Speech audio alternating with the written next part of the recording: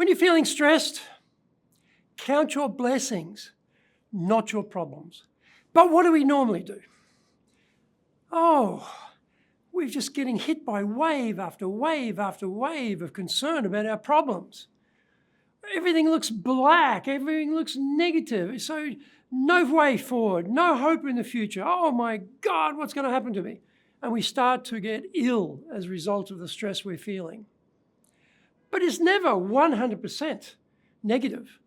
No matter how bleak, no matter how hard, somewhere there's something positive in your life. Or you can create something positive in your life to try and get some better balance between the things that are stressing you and the things that actually give you strength and give you hope for the future.